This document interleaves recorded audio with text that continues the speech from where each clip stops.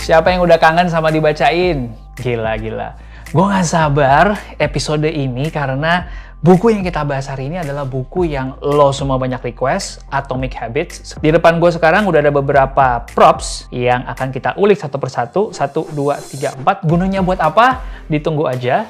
Sambil kita ngebahas 4 prinsip utama dari buku Atomic Habits yang bisa ngebantu teman-teman semua untuk bikin kebiasaan yang lebih baik, untuk improve hidup kita, dan ujung-ujungnya bisa bikin kita lebih dekat kepada tujuan hidup kita. Keseluruhan dari buku Atomic Habits ini bertumpu pada satu prinsip yang menurut kita semua perlu tahu. 1% progress. Pertumbuhan atau perkembangan 1% setiap harinya. Maksudnya apa? Teman-teman, kita nggak usah aim terlalu jauh untuk, wah hari ini gue pengen langsung bisa jago ini, minggu depan gue bisa langsung bisa jago ini. No. Kita mulai dari hal-hal yang incremental, yang kecil, yang sifatnya atomik, ya. 1% aja setiap hari. Kalau kita konsisten selama 365 hari, teman-teman bisa lihat di grafik ini, setelah 1 tahun, berarti kita mengalami peningkatan sebesar 37 kali. Sebaliknya teman-teman, kalau kita melakukan 1% lebih kecil, lebih rendah daripada seharusnya, kita akan mengalami penurunan sampai nyaris 0. Inilah kenapa penting untuk kita bisa mengulang habit-habit yang baik, 1% aja setiap harinya, supaya di tahun depan kita ketemu lagi, teman-teman udah mengalami improvement sebanyak 37 kali. Dari 300 sekian halaman, menurut saya ini yang bisa kita ulang-ulang. Nomor 1, make it obvious. Nomor 2, make it attractive. Nomor 3, make it easy. Dan nomor 4, make it satisfying. Maksudnya apa? Kita gali satu persatu. Kalau lo misalnya pengen punya kebiasaan hidup lebih sehat, contohnya, jangan bilang lo pengen makan lebih banyak sayur. Kenapa?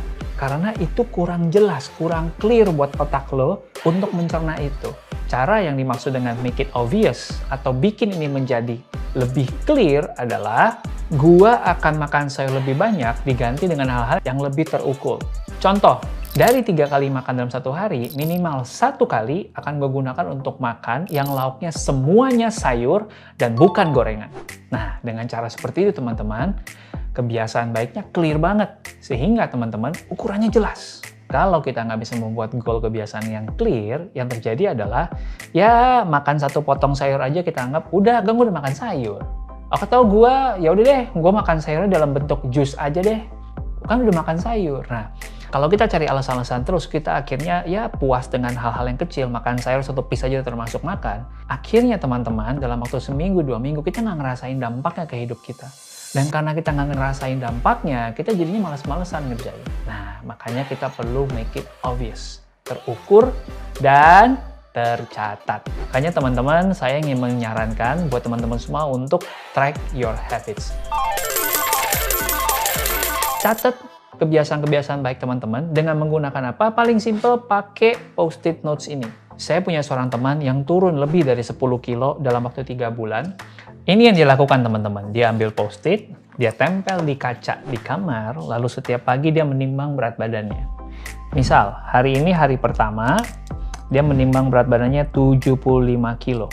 Lalu dia makan sehat dong teman-teman, 1 kali sehari makan lauknya sayur semua. Dia timbang lagi besok pagi bangun tidur, 75 naik jadi 75,2. Oh my god, gila gue udah makan sayur tapi kok bisa nambah berat badannya? Kenapa? Nah ini memberikan alarm kepada pikirannya untuk, wah jangan-jangan kemarin gue iya sih makan siangnya sayur, tapi makan malamnya gue balas dendam, makan daging banyak banget gitu ya. Nah dengan cara kita men-track habit kita, ini akan ngebantu kita untuk bikin kebiasaan-kebiasaan baru ini lebih sering dan lebih baik terulang. Cara berikutnya, teman-teman bisa menggunakan aplikasi. Ya, ada beberapa apps yang gue pengen rekomendasikan. Yang pertama, apps-nya namanya adalah Strides kalau di iPhone. Lalu ada lagi yang namanya Habitica. Nah, Habitica ini sebenarnya yang paling gue suka. Kenapa? Karena dia ada di Android dan ada di iPhone. Dan bentuknya tuh kayak main game, kayak main RPG teman-teman. Jadi kita melakukan habit kebiasaan baik kita, itu di rewardnya asik banget di dalam game itu. Atau yang terakhir, kalau lu nggak gitu suka gaya-gaya game-game tersebut, tapi lu tetap mau ngambil yang baiknya, lu bisa coba apps namanya Snap Habit.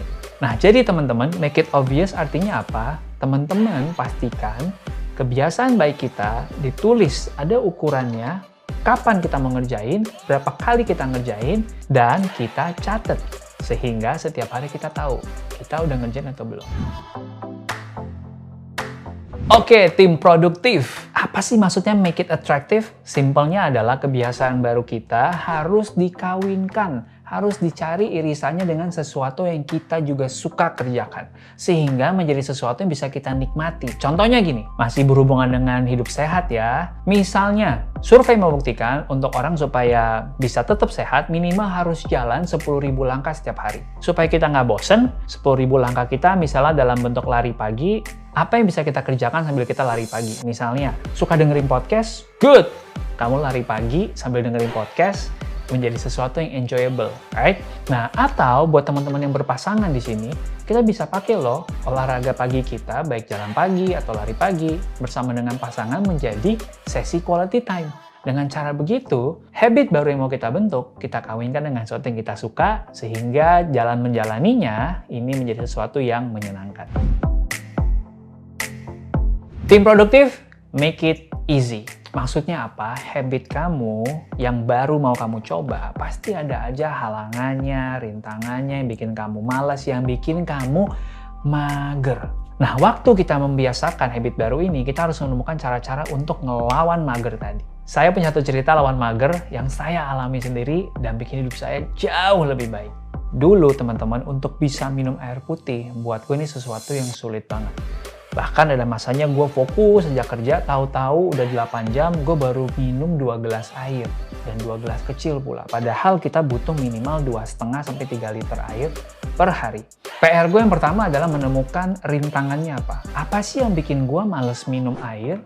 Ternyata jarak dari tempat duduk gue ke dispenser. Itu satu. Kedua, ternyata gelas yang gue pakai itu terlalu kecil. Sehingga gue baru minum sedikit, right? Udah habis. Terus gue malas lagi pergi refill ya. Jadi kalau bisa gue pengen mengurangi jumlah berapa kali gue refill dalam satu hari. Solusinya ada di depan teman-teman. Saya mau challenge teman-teman sekarang ya. Challenge time. Menurut teman-teman, gelas ini kira-kira berapa mililiter? Coba tebak. 100, 200, 300, 500. 3, 2, 1, go!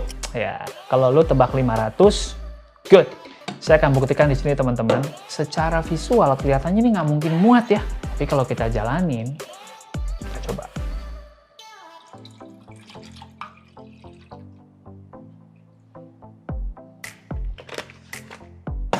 Pas 500 ml. Nah, sekali gue minum, masih sisa banyak. Gue tinggal tutup. Dan ini membantu gue banget untuk bisa minum 2-3 liter satu hari. Karena sekali gue isi jadi banyak. Dan teman-teman, gue nggak perlu bolak-balik. Inilah pentingnya kita menyadari setiap orang tuh beda-beda. Apa sih yang bikin lo males? Apa sih yang bikin lo susah ngerjain habit itu? Temukan dan cari solusinya. Nah, gue punya cerita kedua buat teman-teman. Desember kemarin gue melakukan medical check-up dan hasilnya teman-teman cukup bikin gue dakdikduk. Beberapa angka itu buat gue ngerasa, wow gila kalau gue nggak ngerubah gaya hidup gue nggak ngerubah gaya makan gue, bakal bahaya nih beberapa tahun ke depan. Nah, sehingga gue harus makan sehat. Tapi yang menjadi kesulitan gue terbesar, yang bikin gue mager adalah masaknya, beli bahannya, riset resepinya, motongnya, udah selesai masak mesti dicuci lagi piring dan segala macem. Mikirin itu aja teman-teman udah capek, ngelakuinnya lebih capek lagi karena ada tambahan 1 jam sampai 2 jam untuk sekali masak. Gimana caranya gue ngelawan mager ini? Ya paling simple buat gue adalah gue beli catering.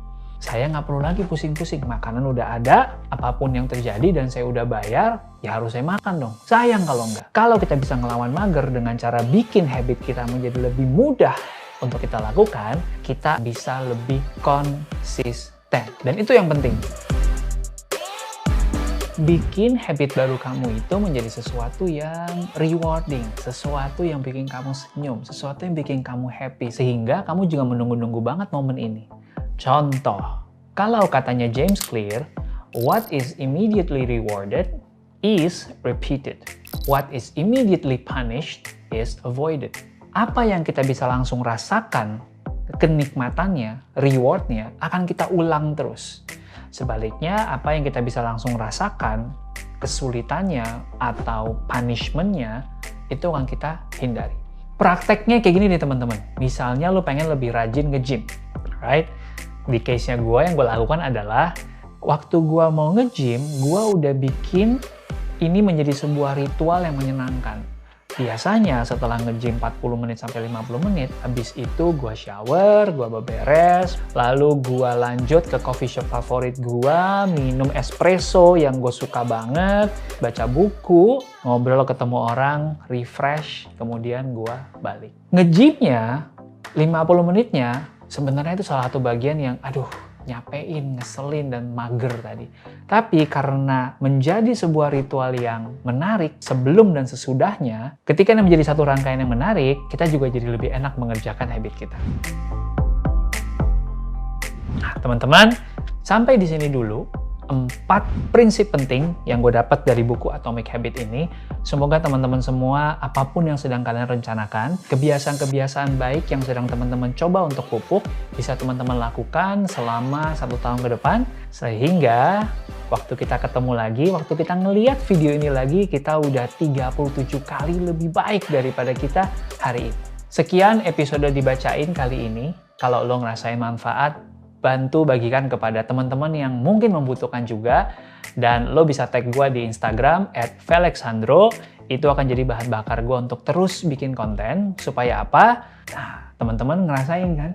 Suasana berubah, lampu lebih baik, lighting lebih baik, suara lebih baik. Ini semua karena thanks to teman-teman semua yang nonton dan nggak nge-skip ads-nya, sehingga bisa kita pakai untuk improve dalam bentuk gears dan tools yang lebih baik. Thank you teman-teman. Sampai ketemu lagi di episode Dibacain berikutnya. Saya Ruby. Salam produktif.